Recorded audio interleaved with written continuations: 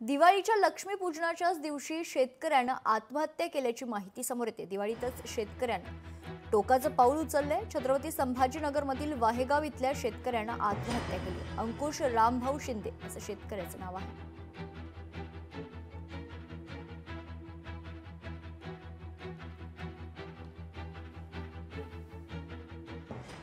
कर्जबाजारी आत्महत्या झालेली आहे।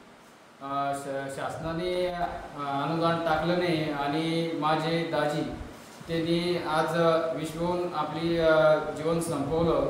सरकारने किती शेतकऱ्याची आत्महत्या आज होणार आहे, शेतकऱ्याकडे सरकारचं बिलकुल लक्ष नाही आहे।